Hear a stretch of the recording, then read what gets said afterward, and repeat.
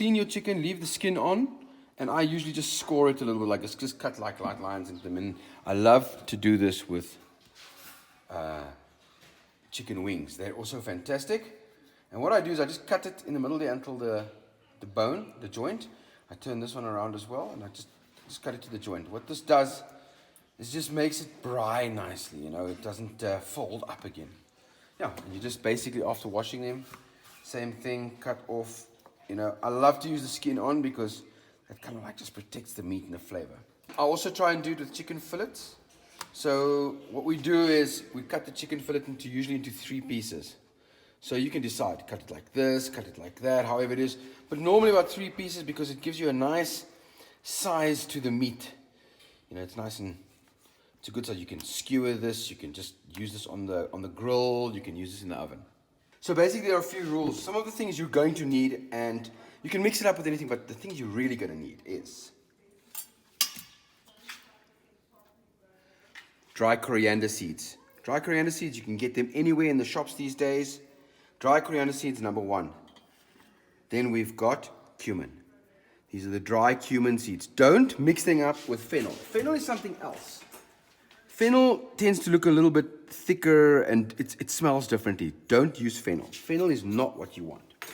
You want dry cumin seeds. So what we're going to do is mix it pretty much 50-50. Dry cumin seeds and dry coriander.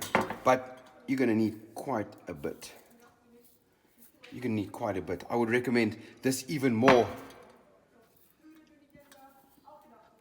Even more. We're going to try and get tablespoons, or, you know, I've got these small teaspoons, but we're going to try and get a tablespoon, 2-3 tablespoons of this stuff out. I tend to mix it up with a bit of extra spice. This is not necessary. You don't have to do that, but I will stick a little bit of extra spices inside there. Maybe just, horrible things. Maybe just a little bit of chilies. At this point in time, I'll add some other stuff in later, like turmeric, paprika, some cayenne pepper or dried chili powder. This is dried chili powder. A bit of black pepper and some salt. But that goes in afterwards. Right now, you need this, maybe a bit of buttermilk, and yogurt. These are your key ingredients. Key ingredient, buttermilk, Greek style yogurt, and this mixture over here. Now, let's get to crushing. What we're going to do is just basically these things and crush them out. Okay, and this is about the consistency that you want. This is about the consistency you want. If you have a look, it's a nice fine powder. Okay, and I'm going to take this, stick this into the chicken. But I want more than that. So I've basically pre-crushed. I've pre-crushed a bunch, as you can see over there. So I want more than that. So I want to put in a whole bunch.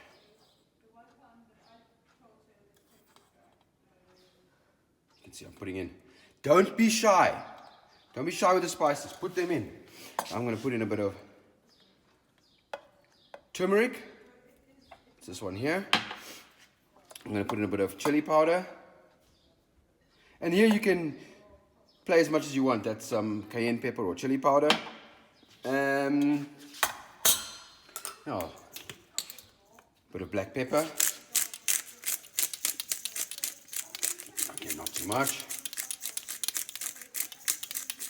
Freshly ground. I love it when it's freshly ground. And of course, salt. Salt.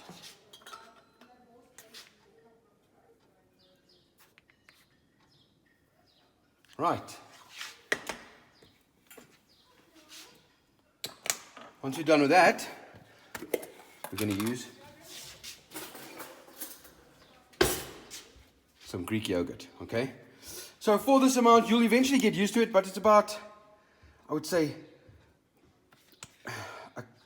a cup and a half of Greek yogurt All right.